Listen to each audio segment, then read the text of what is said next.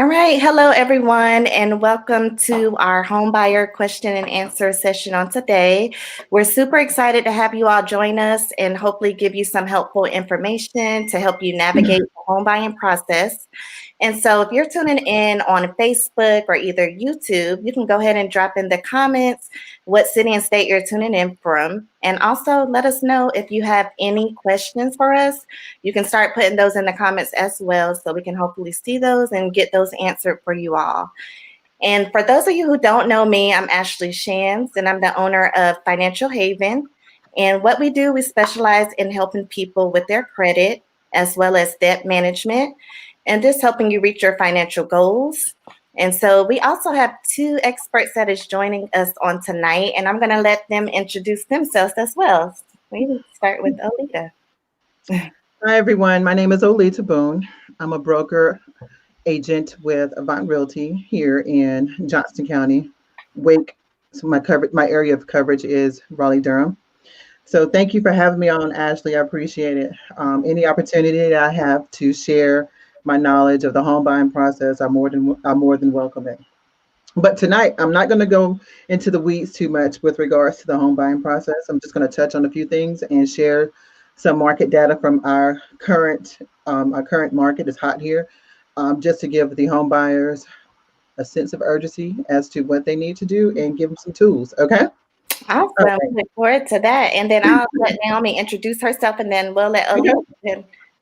Go ahead, Naomi. Hi, I'm Naomi Stevens. I'm with the mortgage firm. I'm a local mortgage lender. Um, I've been in the business for 21 years, so I have a lot of knowledge of what we're looking for as far as the process of when you're buying a home. So, and I'm here. Probably one of the most important steps when buying a home is getting pre-approved and working with the lender. Yeah, it's probably the most important. For sure. All right, ladies. Well, thank you. And so, Am Alita, I the we'll let you go ahead and get started and let them know what to expect with the home buying process. Okay, so I'll just start with the basics. Most people don't know the different roles of a real estate agent, so I just want to touch on that just really quick. For all of you who are out there listening and you're viewing this live stream, so just drop an emoji in the comment box if you're not working with a real estate agent, because for those of you who are working with a real estate agent, you probably already know this. So, as realtors in the state of North Carolina, at first significant contact, we are supposed to share with you a brochure. It's not a contract, a brochure called Working with Real Estate Agents. And in that brochure, it goes over the different roles of a realtor. We have a buyer's agent. A buyer's agent, of course, is what it is. The buyer's agent represents the buyer. You have the selling agent or the seller's agent, listing agent in some cases. So, it's what we call ourselves. This is an agent. When you drive up to a property and you see the sign in the front yard, that agent is representing the seller in a property. Oftentimes, we get phone calls from our listings of potential buyers wanting to inquire on that property. So just know that the person that you're calling on that sign represents the seller. And also, in the state of North Carolina, we have what we call dual agents. So I'll just touch on just a little bit of what a dual agent does. A dual agent can represent both the buyer and seller in a single transaction. Just as simple as I can put it. Um, there are no pros or cons to it. As long as all parties are aware of the role of that particular realtor, it's all good. Okay. So you have been approved. I know I'm leading off. So I'm usually the person that you speak with at the end of this home buying gauntlet. You go to ask to get your credit cleaned up or whatever the case may be. You go to Naomi, you get your pre-approval letter. And for me, that's what I call your golden ticket. So you have your golden ticket and you come to your realtor. Your realtor will meet with you. I'll consult with you just to go over, what your expectations are. We'll talk about your budget. We'll talk about the area you want to live in. We'll talk about the type of property that you want, just your must-haves. We'll talk about all of those things, and then we'll go on our little home search. I'll set up a collaboration site for you, just for you, based upon your criteria and your budget. I'll send it to you, and you'll see those homes. Now, what after we locate a home, after we locate a home, I won't go into the stats just yet, but after we locate a home, I just want you to know what to expect. So in the state of North Carolina, we write an offer to purchase and contract. What you can expect your realtor to share with you, or partner with you, you come up with some numbers. We need to talk about the sales price. I'll provide the comps to you. The comps are properties that are currently under contract or recently sold, so that we can come up with a number for the sales price of that home. I will ask you, what do you want to put forth in due diligence? In North Carolina, we have what we call a due diligence fee. There's a due diligence period. All of it's negotiable. The fee is negotiable. The amount of time that you have to go in and do your open inspection, so that you can just make an informed decision on that property. There's a fee, so you can kind of think of it as a fee for the sell that goes directly to the seller, to take their home off the market. The number is negotiable.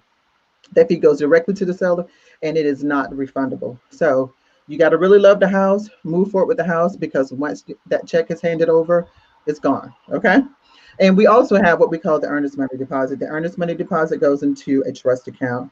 It sits in the trust account. And you get the credit back for it at closing. If you terminate the contract prior to the end of your due diligence period, typically you're supposed to be refunded that earnest money. But sometimes things can get a little hairy depending on the situation. So I just want you to be sure that you know that when you go to write an offer on a property, that you're going to have to, have a little skin in the game. You're going to have to come out of your pocket with some monies, okay? So that's part of it. So we have located the house. We're writing an offer on the house. And the next step would be, okay, I want to determine how serious you are with regards to purchasing a home. We have our wishes. We are not in the market right now to do a whole lot of negotiating with sellers. Currently, in our 16 county MLS, we have 1.3 month supply of inventory on the market. So what does that mean for you? That means there are hardly any houses out there for sale. we have we have more buyers than we have houses. It is a seller's market.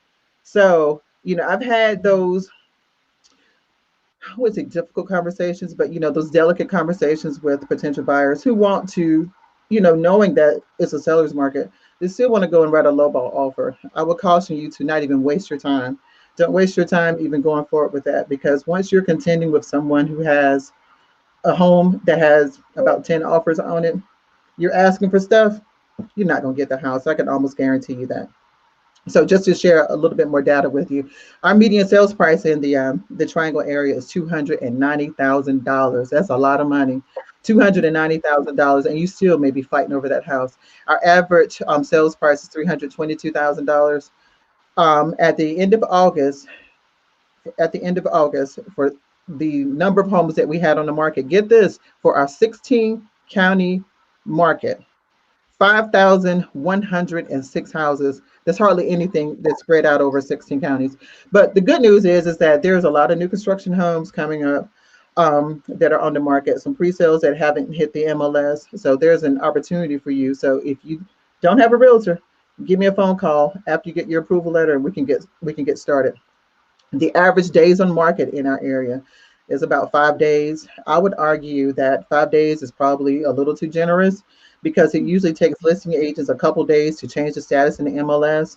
Homes that are in this hot price point, which I would call homes that are on the market for less than $185,000.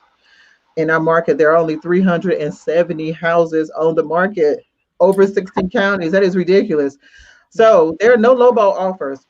True story, true story. I shared this with some agents in our office. I wrote an offer, all cash offer, for a home that was priced under 100,000. I think it was right around $90,000. When we showed up to that showing, it was like a parking lot. We were standing in line to go in and tour this house. We presented an offer. It was well over ask, all cash. We could close in a few weeks. Guess what, folks? We didn't get that house. We didn't get the house. So I stopped it after it closed. I wanted to see, I was curious to see, I'm like, what did this house sell for? The home was on the market for 90,000. It was a fixer. I had to give it to you. It was a fixer. There were a lot of investors out there. The person who bought the house They bought it for $135,000, $45,000 over asking price. So when I tell my buyers, you got to be serious about writing an offer. You really have to be serious if you're trying to get a home in this market. Mm. Homes that are priced, I'll just go over these real quick and I'll just pass the baton over to Naomi. Homes that are priced between 185 and $267,000. There are 807 of those on the market. And as you go up in your price point, you have more of a selection to choose from. So I said all that to say this. Folks, when you come to your agent, if you come to me, if you have a realtor and you go to your realtor, I just want you to just take all of this into consideration. They are not being difficult. They are not trying to be the bearer of bad news, but they want you to be serious when you write an offer. If you really want that home, don't wait. Don't, if it pops up on your collaboration site, you see it in your feed, you know, especially if you're in the $185,000 and below, do not wait to go see it. I have stopped what I have been doing so that I can get out there with that buyer to see that house to put an offer on it because it's just that serious in this market. Rates are incredibly low right now, historically low. There's a shortage of inventory.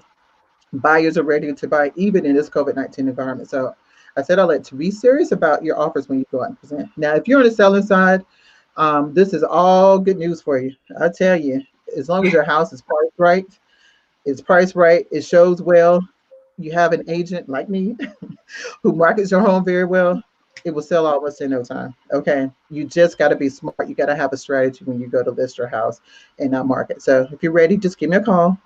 Contact Ashley, contact me, and I'll be more than happy to assist you. So with that, I'm not going to take up too much of your time. I'm going to pass the baton on to Naomi. Awesome. Thank you so much, Alita. That was great Yes, thank you, information. Lita.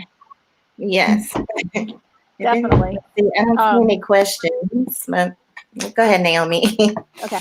So one of the most important things in your home buying process is to get pre-approved, talk to a mortgage lender. And as Alita was saying, this market is moving so fast. So even before you start home shopping, you need to make sure you're pre-approved. If you go out and find a house and you've not been pre-approved, and then you're calling me, and it takes a couple hours. I mean, typically I'm gonna jump right on it, but if it takes a couple hours, potentially you. Did we lose her? Oh, did we lose her? I think she froze for a second. Oh, if she comes back in, I do. Oh, is she there? It's okay. You're back, Naomi. I'm back. Yes. Okay, sorry. Okay, so pre-approval process. What we're doing during the pre-approval process is we're going to evaluate your employment and income. So we're looking for a 2-year employment history. We're going to look at your income. We're also going to do a credit check. And from there, I'm able to tell you, what you're pre-approved for, what your options, if you need a down payment, if you might be eligible for there are no money down options. We'll also go over your budget, so we'll know where you're comfortable with your monthly payment, so you also are in the right price range when you're out there shopping. Part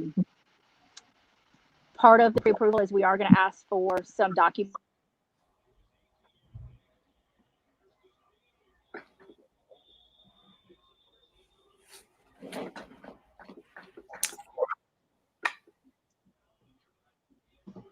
Is she gone? Yeah, it's a bit of a connection, but she'll pop back in. I will say this Very great until she comes. Mhm. I will say this until when she comes back in. She talked about having a pre-approval letter. I can say with Naomi, I've worked with her on quite a few deals in the past, and most recently we submitted an offer on a property, and I can almost guarantee you that they accepted our offer in this competitive environment because her name was on the letterhead. The listing agent knew her, she knew her character, she knows she's a hard worker, and she's just not handing out approval letters just to be handing out approval letters. So it makes a difference that you are well qualified, and sometimes it also helps that your loan officer, your mortgage broker has a good reputation in our community. Yeah, she was just singing your praises, Naomi. Oh, yay! I didn't hear any of it. Oh, yeah, she's back. Sorry That was about some that. great information, Naomi. Yeah. So definitely keep going like that. Yeah. That was helpful. So once we've evaluated your income and your credit, and I've determined, what you're pre-approved for, what price range you need to be at, your monthly payment. We'll go over all of that in detail. If you're pre-approved and ready to buy, I'm going to send you back to your real estate agent, such as Alita, and then she's going to start the process of helping you find that perfect home. If for some reason we pull credit and maybe there's some blemishes and some things you need to work on, then that's where I'll send you to someone like Ashley, so she can walk through and go through what you need to work on. We'll both work together to determine where we need to get your score, and then she'll send it back to me. We'll go over the numbers again, and then back to a real estate agent as Alita. Awesome. So. Great info. All right, ladies. So I guess that leaves credit. Like we all work together, on this. If you think about it, I always say that credit is the gateway. You have to have that score requirement when you're trying to get into a home. So we were just discussing, there were programs that definitely may work with as low as a 620, but right now some of that has changed, and now they're really looking for a 660 or higher. So you definitely have to be really diligent when it comes to your credit and actually making sure that you meet that score requirement. And so it's a couple of different ways that you can kind of see how to start working to improve your credit if you're one of the ones who needs to work on their credit. And so one of the big areas is your payment history. You need to make sure that you're definitely making your payments on time. And if you have late payments, you need to be proactive with trying to work on maybe possibly doing a goodwill letter to a lender. If for some reason, you ended up with a late payment on your credit report, but that is about 35% of your score. So you need to make sure you don't have a whole bunch of late payments on your credit. Collection items is another big one. You need to make sure that you're being diligent with working on paying back your collections, or, if for some reason there are errors reporting on your credit report, that's something that I can help you with as far as making sure everything is reporting correctly, because there may be options to dispute those items off your credit. Now, another thing to focus on is your utilization or your amounts owed when it comes to your credit. So say, for instance, you have a credit card that gives you an $1,000 limit. You definitely don't want to be spending the majority of that limit. You want to keep it at 30% or below. And so you wouldn't want to go over 300, and that's kind of pushing it. You want to keep it under that so that you're keeping your utilization nice and low. Because I do see that a lot when I'm helping people with their credit. That might be actually a simple fix. If your utilization is too high and you need to work on paying that down, and that actually helps your score increase as well. Now, another section that they're looking at is your credit mix. So you don't just want to have loans or credit cards. It's actually helpful to have a mixture of both of those different types of accounts to make sure that you have, that information on your credit, and that will actually help increase your score as well. So if you are somebody who, may be new to credit and you don't qualify for a traditional credit card, definitely reach out to me, because there are some options that may be available for those whose credit might not be the best, or, you might not qualify. So I do have some options for you when it comes to that might help get your score where it needs to be. And then lastly, also, you need to be aware of applying for too much credit, because they definitely do look at your inquiries. You can't just, a lot of times I do notice, like when people are applying for a new car, they ended up getting a lot of inquiries on their report. So that is something that you have to be very aware of. You can't just, because you want to get a new credit card, you don't just go and apply, because you want to keep that very low as far as the new credit that you have. One tip to get around that, if for some reason you have a credit card and you feel like you need more credit, because like we said, we want to keep the utilization low, as long as you're maintaining good standing, you can just request limit increase on your credit card, because a lot of times that end up being a soft pull versus a hard pull. So just to kind of break that down, a hard pull is what shows up on your report as an inquiry. So if they're doing a soft pull, a lot of times that's just in the background. They're looking at your history with the current account, and they won't show up on your credit report. So that's a way to kind of get around that particular thing. Some quick boost as well. There are some techniques, like I said, if for some reason you're getting a little bit too high on your utilization with your credit, definitely reach out to me about that, because it may be some options, like I said, to help you get your utilization down, work on a plan to kind of pay those different things down when it comes to your credit. Now, also, the last thing you do want to make sure that you're doing is paying your stuff. I'm going to emphasize paying your stuff on time. If you're going through a credit program, or you're looking to purchase a home, you want to make sure that you're maintaining your payment history. That is very, very important when it comes to credit. All right, so I do want to take a minute to just see if we did get any questions in the comments. Let's see. Okay, looks like we did get a question. One of them was, is it worth it to sell now or hold until later? And will houses continue to be in demand a year from now? Oh gosh, I wish I could answer that. That's Demand a is good concerning. question. I can speak from the history of it. Within Mhm. these last years, homes have increased at a record pace, as far as like the appreciation of the homes. Now, will it continue along that pace? I wish I knew. I really don't know. There's been such a change since the beginning of this year to where we are now, and then we're in the middle of a pandemic. Homes are still there's a shortage, and then they're still increasing in value. So I can't advise you as to whether you should hold or sell. That's completely up to the seller, the homeowner, whether they want to sell now. I Mhm. can certainly tell you what you could get for your property now, especially if you're in my market. I could refer you to someone else if you're outside of my market. I have partners all over the state, but I can tell you what you're looking at, and you can make that decision as to whether you would want to hold or sell your property right now. So if you sell right now, I will warn you. I've told my sellers before in the past, the market that you sell in is going to be the same market that you buy in. So do not expect to go pay 2010 prices for a home if you're selling it in year 2020. So just want you to just wrap your mind around that, because it could be sticker shock for you. Just saying. But if you have any, if you want to talk offline, I can certainly give you a quick CMA, and you can know, and so that you'll know exactly what your home's current value is, and you can make that decision for yourself. All right, awesome. All right, and looks like we got a question. What is credit to debt ratio all about? The credit to debt ratio. That's a good question. Yeah. Would that be for you, Naomi, or Yeah. Alita? Okay. Me. So credit to debt ratio is basically evaluating your gross total income, taking your total debt, any debt that would report to your credit report, such as car loans, credit cards, any kind of furniture loan, any kind of loan you have.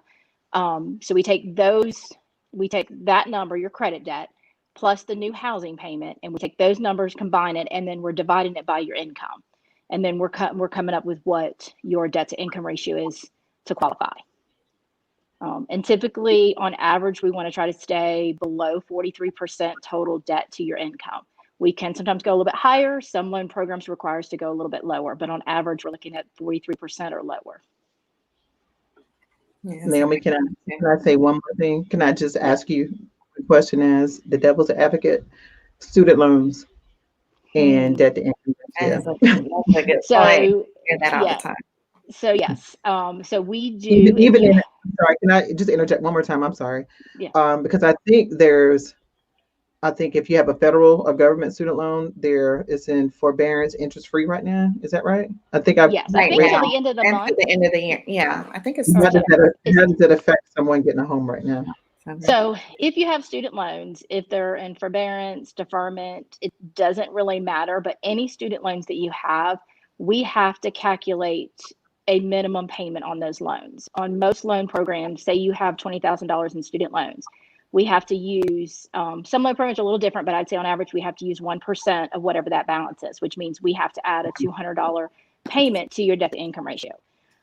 If it's, again, in forbearance, deferment, whatever, it doesn't really matter. We still have to count a payment against you. So those are going to go against you, which that student loans do hurt a lot of people, because a lot of times you have these student loans, you're not really paying on them, but we have to look at it as you were.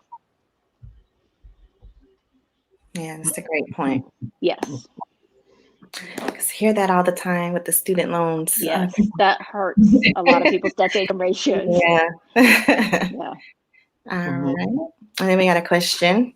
Said, I know there are a wide range of programs out there, but do you work with programs that provide DPA?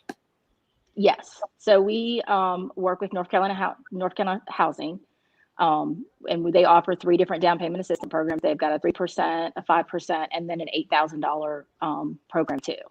And then there's also, depending on what area you're looking in, you've got the USDA loan that's also a 100% loan program. All right, perfect. Okay. So, Naomi, what is Oh, you explain the difference between the USDA loans? I know that's 100% in FHA for buyers. So Because when they hear 100%, they start to pocket some money. So So you're talking about the difference in the loan programs? Okay. So USDA, of course, 100%, which means you don't have to have a down payment. USDA does have area restrictions and income limit restrictions. So it just depends on what area you're in, if that home is going to be able to go USDA, and then what the income limit is on that program. FHA is also another loan program. That one actually does require a down payment of 3.5%, but we can always take that program and piggyback it with a down payment assistance program. So we could, piggyback it with the North Carolina Housing Finance, which would cover your down payment. Now, when you're buying a house, you've got to keep in mind you've got your down payment, if it's 100% financing, or you look at a program that requires a down payment. But in addition to a down payment, you also have closing cost expenses. Right. So there are still, you could do 100% financing, no money down, but you're still going to have closing cost expenses. And on average, it really depends on the purchase price. I would say they're anywhere between $4,000 to $5,000. It could be a little bit higher, a little bit lower. That's based off the, loan program you're looking at, what purchase price you're at, and all of that. And you and I recently had an issue with sourcing funds. Yes. You may want to touch on sourcing funds. Yes. And what you So if you have to have a down payment, or you're having to have your own closing cost expenses, we are going to verify where every penny of your money comes from.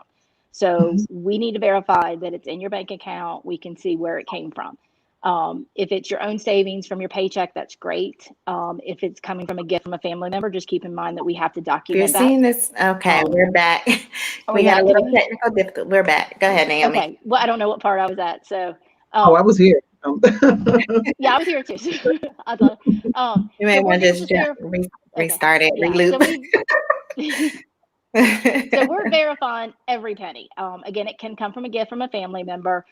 It can be from your own savings, from your paychecks, your 401k. So you can borrow from your 401k.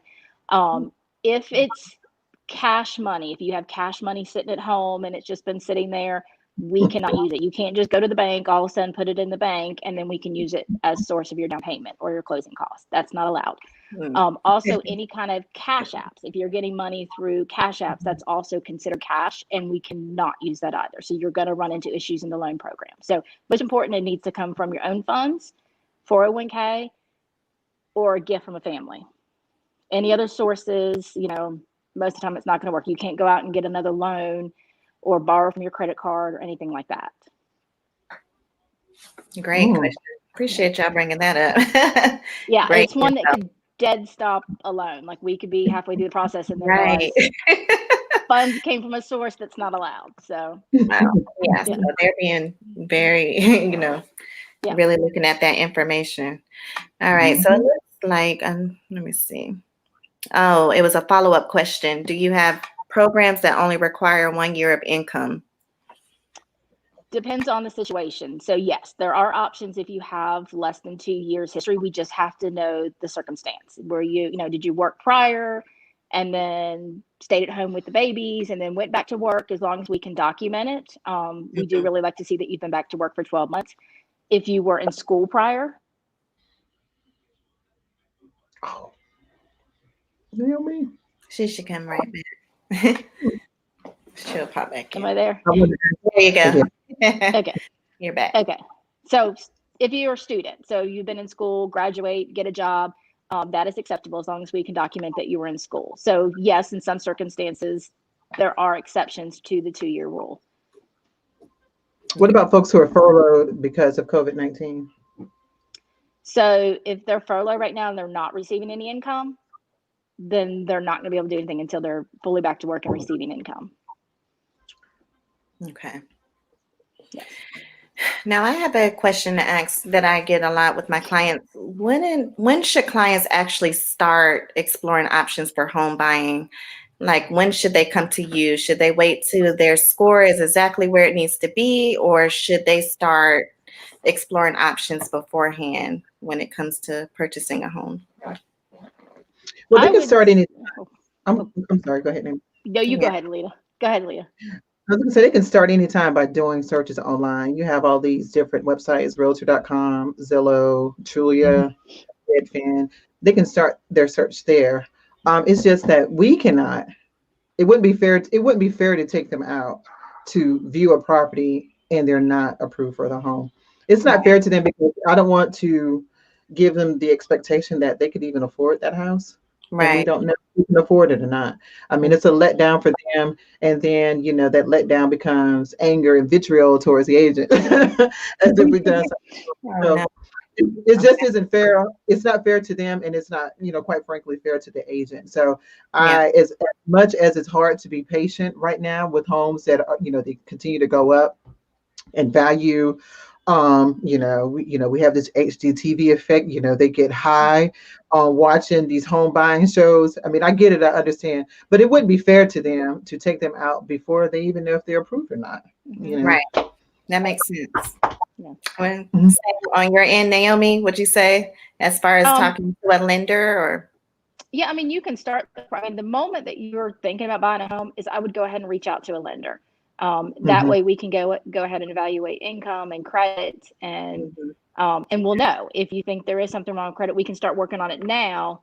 If it's going to take, it could take 4 to 6 months. So let's start working on it now, the moment you're thinking about it. You just, like Leah was saying, you really don't want to start looking at homes until that you are approved, and then the amount. I get calls all the time that somebody's gone out, has not talked to a lender, went and saw a house, at 200,000, called me, and they were only approved for 150, and their dreams just got crushed because they fell in love with this house. So yeah.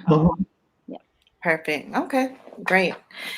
All right, let me see. I thought I saw some other stuff come in. Okay, do VA loans work the same way as is there any different qualifications, I guess, with the VA loans or? I think Naomi froze. Are you there, Naomi? Oh, no, she's there. I'm in. Okay, so I'm the here. question was, do VA loans work the same way? So VA loans, of course, first you have to be, in the military or a veteran. They are 100% financing. So a veteran, there's no down payment requirement for the veteran.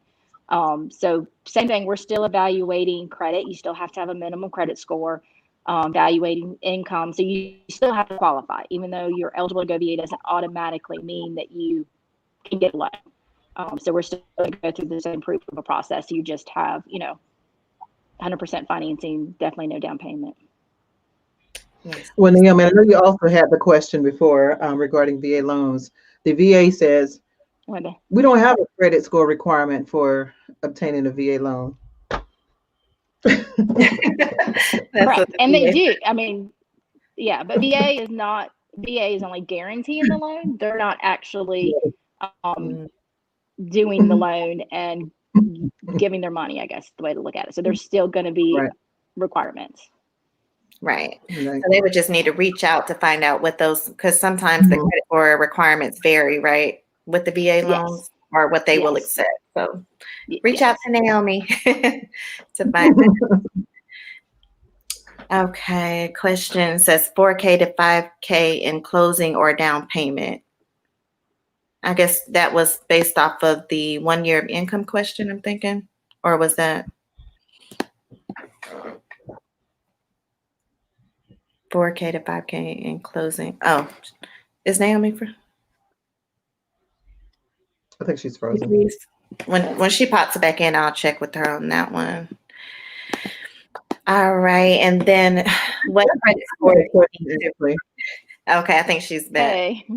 Okay, so the follow-up question was 4K to 5K in closing or down payment. I think that was directed at your That was just closing costs. That's just on average. That can vary depending on the loan program. Just kind of giving an average of closing costs, not a down payment. Okay. All right, and then I had a question that said, "What credit score do you need to refinance?" Minimum credit score to qualify. Minimum credit scores right now are 620. That's what we require on loan programs. But it really just depends on what your reasonings for refinance. Are you looking just to what we call rate term, lower your interest rates? Are you looking to get cash out? So there's a lot of variance of what we can do depending on the credit score, but start with at least a 620. Okay. All right. Yeah, I'm trying to see. I think that was it for our questions that I see coming in right now. I do have a question for you, Ashley. Okay. Judgments on credit reports. How do you help clients with that?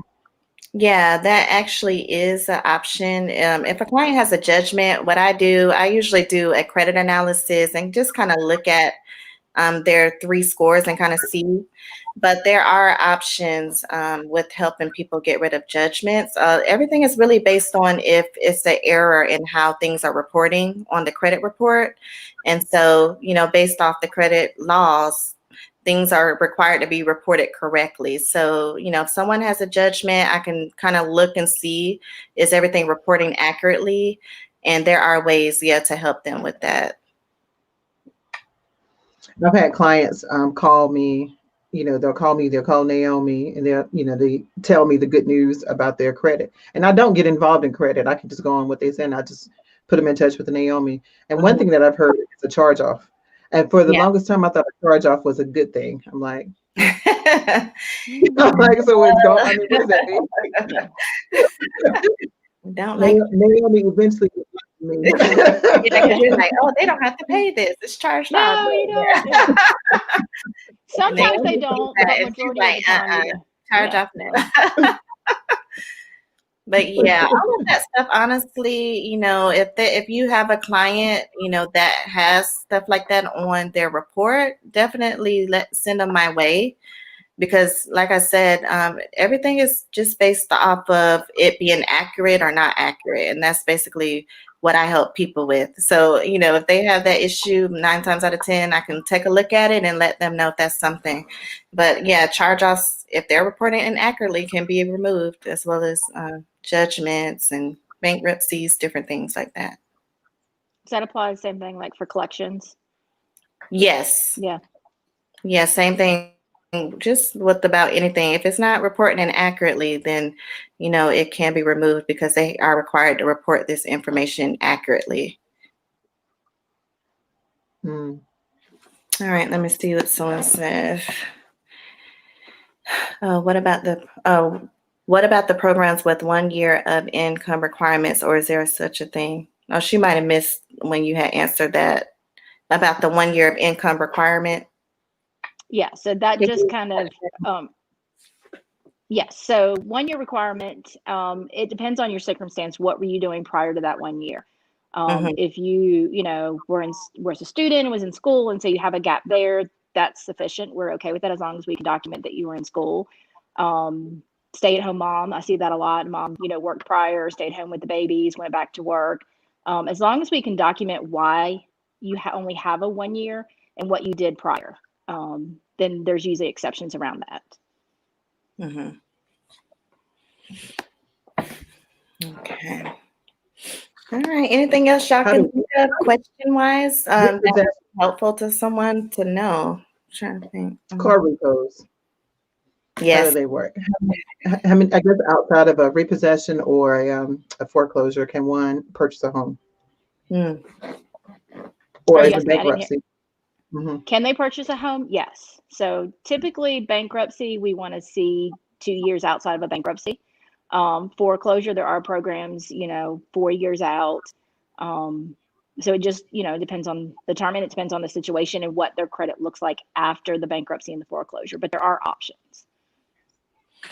All right. So as far as when, if people have the score requirement, kind of based on what Alita was saying, if they meet the score requirement, are you looking at, does every collection have to be paid off of their account? Does it need to be, the report need to be as cleaned up as possible? Or is it just the score requirement and then the debt to income ratio? Yeah. It could be a combination of all of it. So not always. So I have and they have, a high 600 credit score and they've got some collections, but debt to income ratio looks good.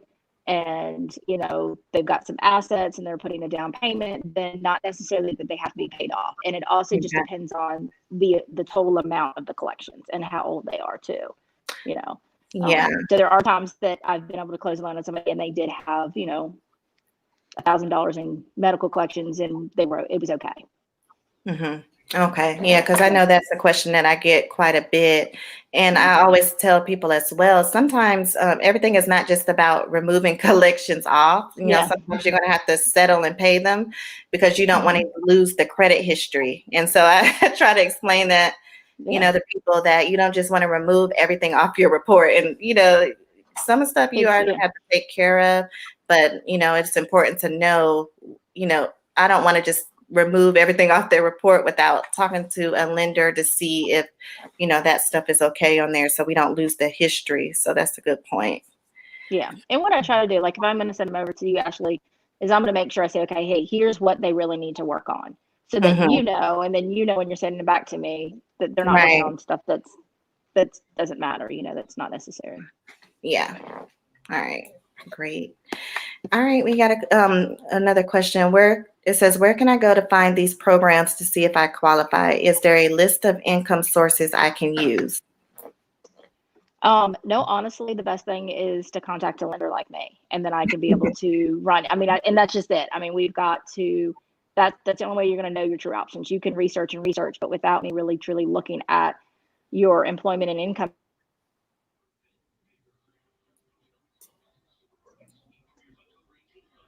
Uh-oh, Naomi froze for 1 second.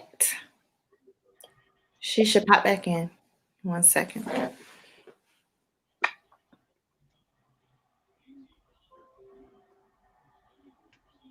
But yeah, she should pop back in. But basically, Naomi is the go-to person. There she is. Hey, did you get Okay, that? so you got cut off right at the income source, without knowing the income sources. Just being able to look at the whole, basically taking an application, looking at everything in a whole, your employment, your income, your credit, and then from there I'm able to tell you, what you actually truly qualify for and what your options are. All right, perfect. All right. So is there anything else y'all can think that may be valuable to someone watching this, or, anything to leave them with? I don't see any more questions coming in right now, but I know this has been truly helpful. I appreciate the information that you all have shared on here, because I definitely think it will help some people. I would say the interest rates are incredibly low. So is the inventory for homes. Yes. And but I know you hear real estate agents say all the time, now is the best time to buy a house. Now is the next time, the best time to buy or sell a house. And it truly is. And it also depends on your situation. But at the same time, I want the buyers to be prepared to enter the market. I want them to have to be a part of the loan program that best fits them. Instead of just rushing in just to purchase a home. I would caution, just take your time. I know, don't get caught up in the frenzy. Now is a good time to buy a house, but it's got to be a good time for you to buy a house, and everything has got to make sense to you before you move forward with that. Awesome. Anything you would like to say, Naomi? I would agree with Alita says. Rates are extremely low. So, and the difference with rates being where they're at now versus 1% higher, it does help to qualify for more of a house. And in this market, that's kind of important. But it does help. But I think also just talking to a lender, let me evaluate, find the right program for you. That's going to be what's most important, because not every program and every option fits for everybody. And I had a buyer who recently put a home under contract because it made sense for her to pay a monthly mortgage, as opposed to paying rent, because the rent exceeded what her mortgage amount would be. So I see that a lot. So, oh my gosh. It's yeah, you have a whole house to yourself, as to, as compared to sharing, a piece of, an apartment in an apartment complex or something. But it's got to make sense for you, and your finances have got to, line up, because ultimately I know Naomi wants to put you in a home, and I want to put you in a home that I know that you can keep. So, and we don't have to worry about foreclosing or anything. I think we lost Ashley. Yes.